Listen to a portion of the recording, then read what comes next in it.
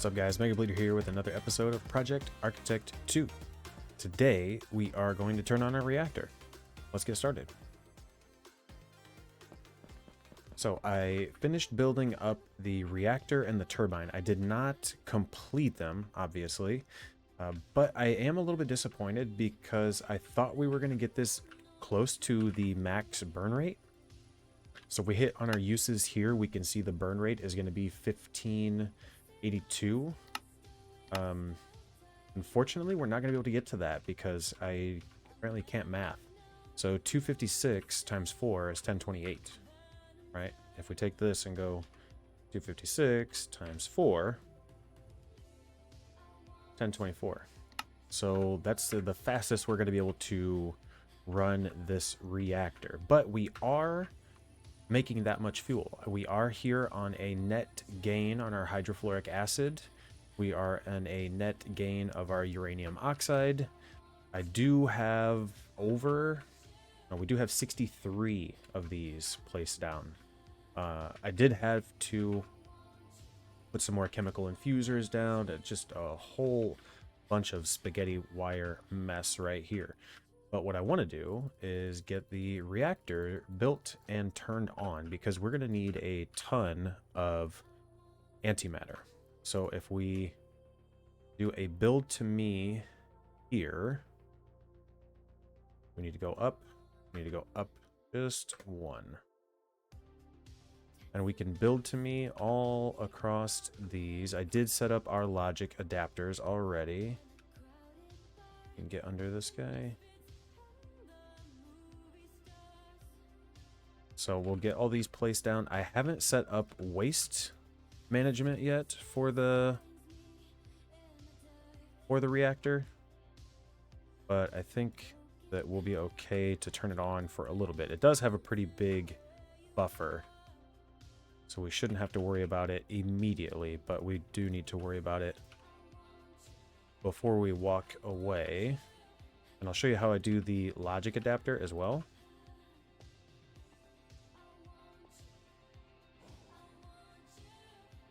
That creeper wants to come check out our reactor. Get out of there.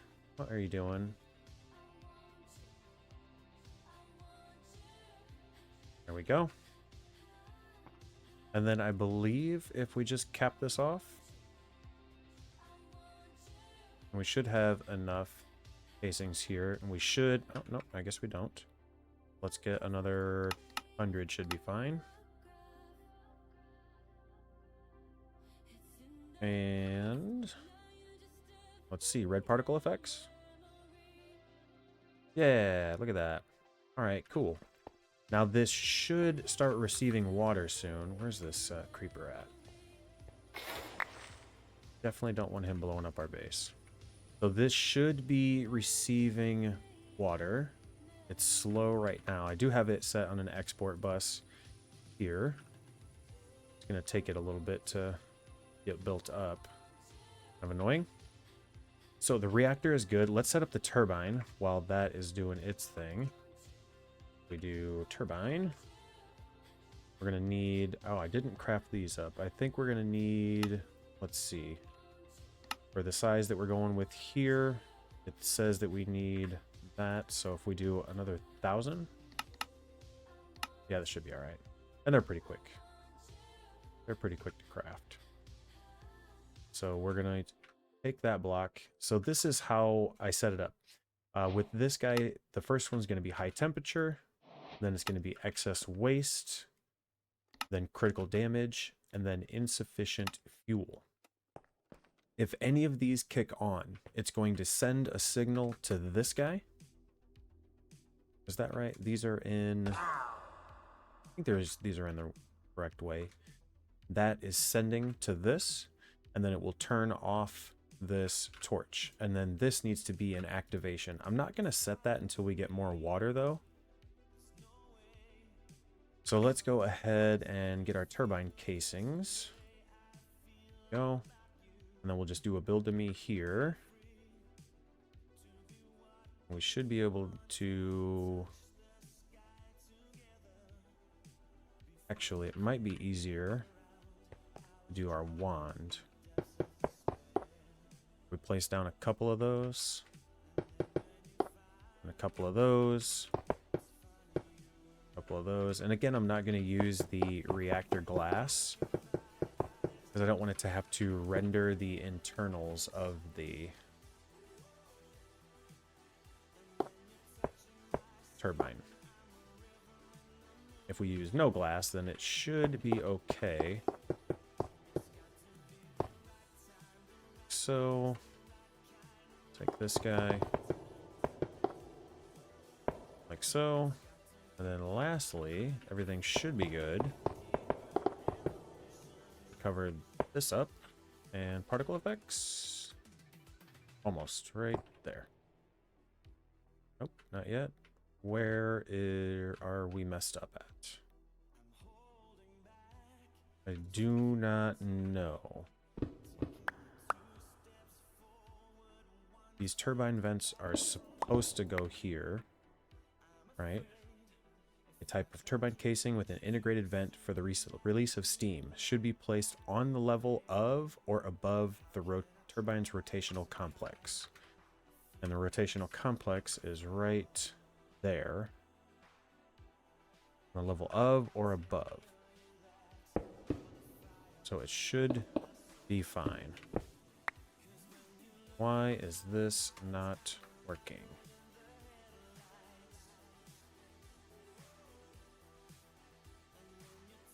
Okay, so I am going to troubleshoot this. Okay, so here is what I've got. I had to tear a bunch of stuff down. I did build it differently, so we were going up higher with our rotor and our blades, but I adjusted it, and we're not at max capacity steam. Actually, what it turns out is the fission reactor can't really produce through the maximum burn rate. I've got it right here on 600 millibuckets per tick. And if I go any higher, let's see if I can do 625.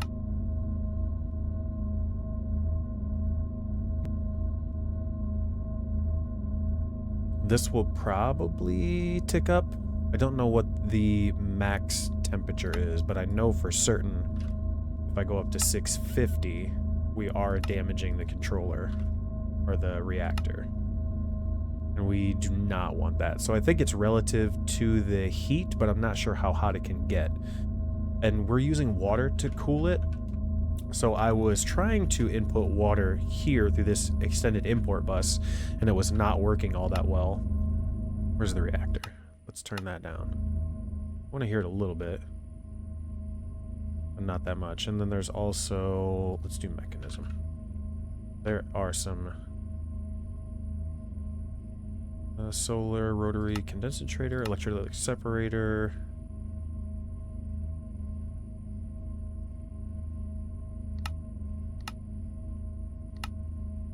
There are a bunch of things in here that make way too much noise. Tile machine. I'll look up machine.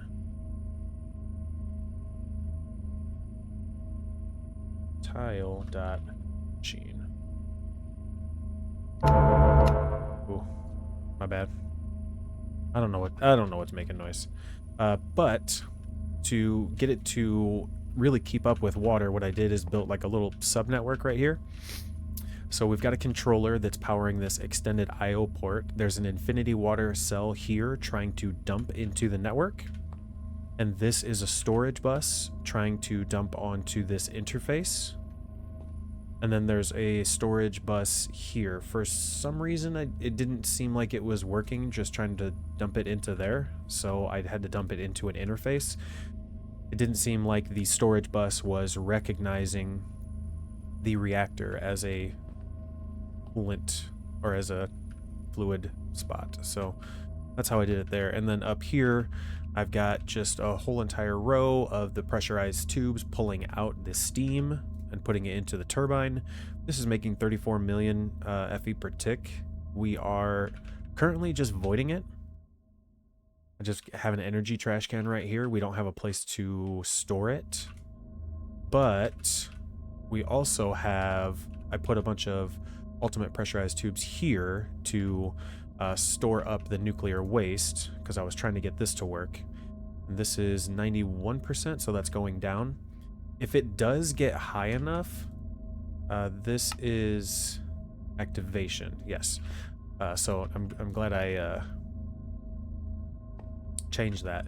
So what will happen is if this hits a high temp, excessive waste, damage critical, or insufficient fuel, it will turn off the reactor, or at least it should. So we're going to need the solar neutron activator, and for that we're going to need HDPE sheets. And if you remember, way back in the day, over here, when we set up one of our original big power sources, we've got HDPE sheets. And then we also have HDPE pellets if we wanted. They come in through here. But we can make a solar neutron activator. Like so.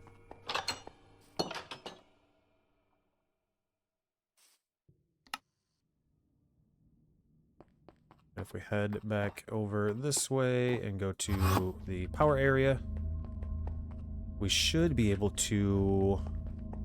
I think it goes in the bottom. Yeah, so we're getting polonium coming out of there. And it's really fast. And polonium's coming out into the pipe. Excellent. And then that is going to go into the supercritical phase shifter.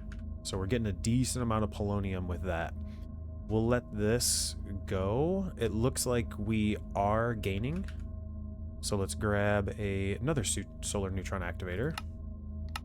Let's grab, like, I don't know, 100 of these. Oh, I guess we don't have enough for 100. We can make that many. We'll put a couple of these down. And we'll see. Okay, so our reactor, our damage is going down. That's good. And our nuclear waste, you can see on the top there, is also going down. So 2 solar neutron activators are enough. They might not be enough if we include nighttime. So let's put down 2 more. And those are working, right? Yes. They are working. So that should deal with most of that. Now the problem is to use this, we're going to need the SPS port, and the supercharged coil. For this, we do need plutonium and polonium. Okay. And then polonium is polonium and fluorite. And then the plutonium is plutonium and fluorite. And we need an isotropic centrifuge. So let's grab another one of these. And we'll place him down here. And then we'll take a point. Can I put it here? No. Right there. Okay, so he is making plutonium, but we need some upgrades, energy and speed. There we go. Now we're full on plutonium. And this is just an absolutely haphazard setup. And we'll just put that right there, just so it mimics that side. Okay. Let's maybe get another isotropic centrifuge just to get the backlog quicker.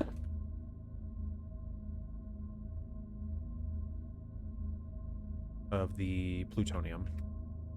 Okay, so excellent. Next episode, I think this episode's done. Next episode, we will get the SPS going. Thanks for stopping in. Just kidding. We've got plenty of time to build the SPS. So let's do that. The SPS is it's about a 7x7-ish. And as you can see, I did add some more stuff in here. I thought that was going to be the end of the episode, but through some editing stuff like that, I've got a batch recording. So I've got a lot of stuff set up here. We do have the plutonium. We do have the polonium. If we look at mechanism, I do have a lot of stuff in here. I did make everything for the SPS casing, and then we've got plutonium and polonium in storage. And I was playing around a little bit with the fuel stuff. I'll show you this portal. Yeah, sure, why not? This, I'm actually thinking I'm probably going to move the fuel setup through this portal into the end. And this is just a small little platform here. These portals are pretty cool. They're from Wormhole or portals, and you can build them to be any type of shape, and you can dye the portal different colors. And they're pretty neat. Hopefully we'll get into that some more later. But what I'm thinking for the SPS, if we go back one, maybe we'll do it like here. And I believe the structure looks something like this. If we do a 3x3, and then on the edges, there's another 3 blocks like so, we should be able to close off the whole entire thing like this. And then each face is going to look exactly like this. So if we take like 5 blocks out here, like I said, everything is kind of just placed down really haphazardly. I didn't have a plan for how I want this area to get set up. But if I do come up with a plan, what I'll do is just tear it all out. It's not too big of a deal. It doesn't take much time, really. I mean, we've got vein miner, stuff like that, so it doesn't take that long to go through and edit your base in ways that kind of seem daunting, but they really aren't. So we need to add on our little pieces to the side here. And then this is almost done. Did I make that correctly?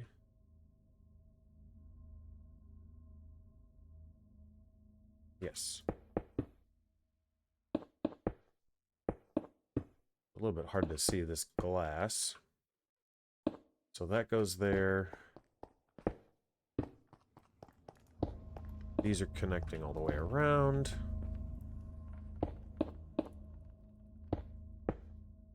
Like so.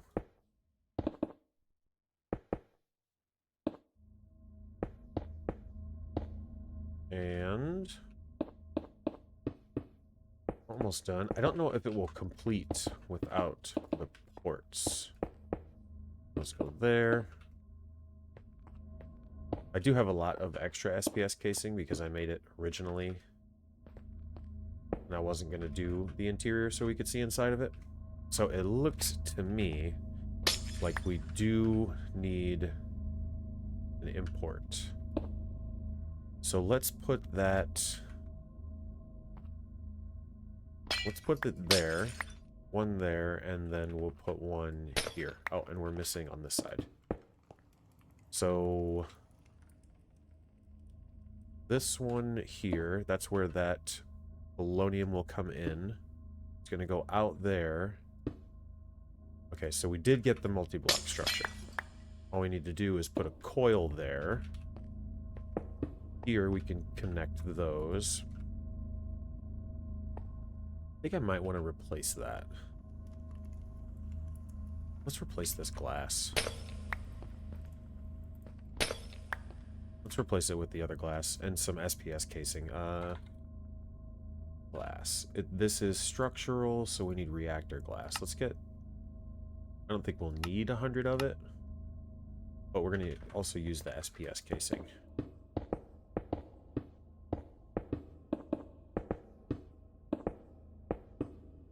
I've never seen it with the SPS casing. We'll put glass on the front.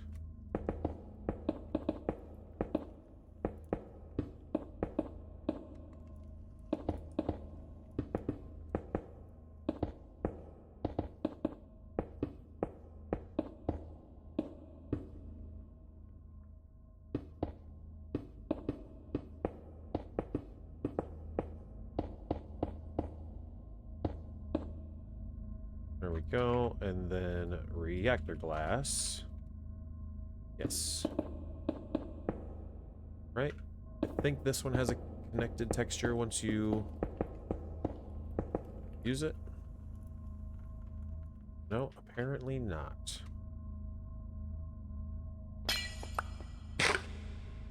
So it does need to be structural glass. And this doesn't, yeah, that doesn't make a glass. That's weird, because I feel like, I don't know, maybe there's something that's making it so that we can't see through that. Okay, excellent. So we just need some pressurized tubes. Let's make some more of these. Take a stack of them. We'll upgrade them this way.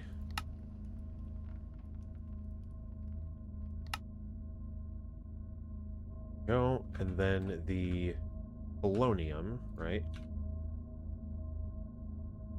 is made into antimatter. So we can just run this.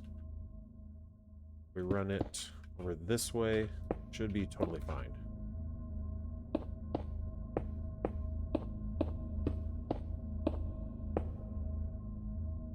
This should empty out into this.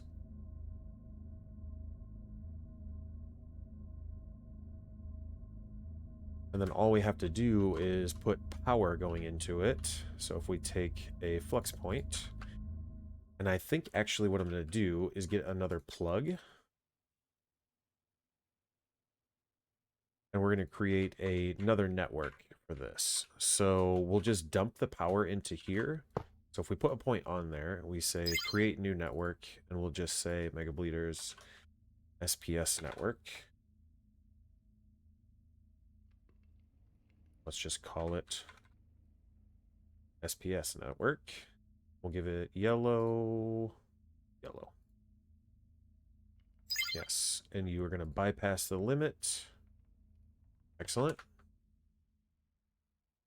And this guy, we don't want this to fill up on steam. So we're going to go ahead and turn this reactor off for a quick second. And then this guy, who's burning up all of his energy, we'll go here and we'll set him to SPS network. And we will bypass the limit. Power surge, sure, why not? Everything should be okay here when we hit activate. Shouldn't see any issues. That's running. This is running. Let's stop it. We're gonna turn this SPS down. Give it like 3% volume. Turn that back on. There we go. Look at that. Now we're getting antimatter. We're producing it really fast. So we're burning up the whole entire 34 million Fe per tick. And we're burning that into antimatter at a pretty slow rate. Are we burning it faster than we're getting it? 28, 27. Yes, so in that top you can see that number is kind of going down. So we are burning it faster than we're getting it, and our nuclear waste is being burned up. We're not backing up on nuclear waste. We are backing up on plutonium, or plutonium is filling up, but that's not too big of a deal. I could turn one of these off. If I turned one of these off, we would get more polonium.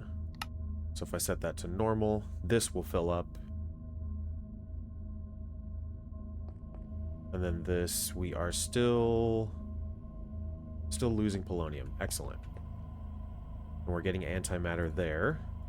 And if we take the pressurized tube, we can actually pull the antimatter out. Yep, so there's antimatter in that. We'll put it there. And that is used in the antiprotonic nucleosynthesizer. I don't think we need this for anything. Heart of the Sea. Yeah, this is stuff. Oh, the fading matter. Yes. Yes. I totally forgot the entire reason that we needed this. The antimatter pellets. Okay, so if we're using this and we're wanting to use it to make fading matter, we're going to need one of these. So we need 2 antimatter the way that it is. And the antimatter are made from 1,000 millibuckets here. So what we should be able to do, I think we're going to get a chemical crystallizer.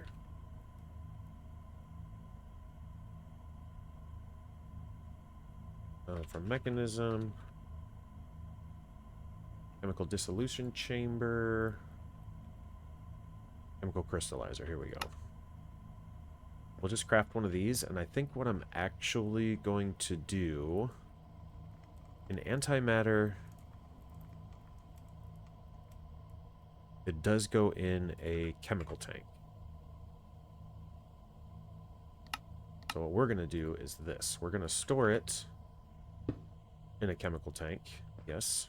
And if we put our chemical crystallizer here, and we use a dropper, we get another dropper from mechanism. We can actually move it around. Yeah, so we have antimatter in there, so what we could do is just pop it in there. We can also take it out to be able to put it back into here. Yeah. Perfect. So that antimatter is going to run. We are using up the polonium. And the conversion rate to that is 1,000 to 1. So what that tells me is we have 2,800 antimatter. We just need to be able to go through it fast enough, which we can't quite do here because we just don't have the power. This is inputting all the power from this reactor or from this turbine. So that's the maximum power that we can do in this moment. Now getting into mechanism, there's the fusion reactor. Fusion reactor case takes polonium. We could set up a fusion reactor, and we might do that next episode, but this antimatter, we can kind of just let it sit and run. The fading matter made from the archium, so we're gonna have to fight the Chaos Guardian. It takes 5 antimatter to make a fading matter, and we can see, like, there's 1 fading matter, there's 2 fading matter, and that is an upgrade times 10, right? I think it says in here in the quest book. If we go this guy, the archium is a gain of 125. That's 100,000 million billion, right? And then final star EMC gains of a lot. Is this a typo? Because it's this guy. That might be a typo. Yeah, that's like a little over a 100 billion upgrade. But then this guy goes from 1 billion to 1 trillion, which is huge. Okay, so we're gonna let the antimatter sit and run. What I might end up doing between the episodes is moving this fuel production. If we take a look at our yellow cake uranium, we're doing okay there. And if we take a look at our sulfur, we're doing okay there. The problem is it's just like I can't so this reactor is running, you know, full speed at 600 millibuckets per tick. If I do any more, it'll overheat. I could set up sodium and use the superheated sodium. If we put this into a reactor, the sodium, it creates superheated sodium, but it just transfers more energy. If we take a look, does water show us? Yeah, water shows us, it doesn't have the same statistics though. Steam. Yeah, it doesn't tell us how much it transfers, but the sodium is better, so we might end up switching to that. We might end up just leaving this kind of chill. Getting the creative tank would be the most ideal thing.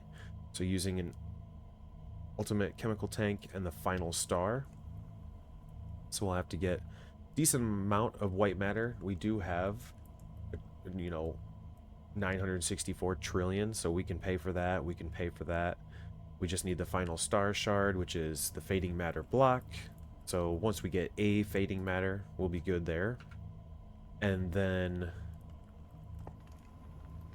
we'll be able to get the creative tank, this guy, and then we could just have creative antimatter, right? So that's what we'll be looking for. We need to get through a couple of things, and yeah, we're not too far off from getting some creative items. But I think that is going to be the end of the episode. Thanks so much for stopping in.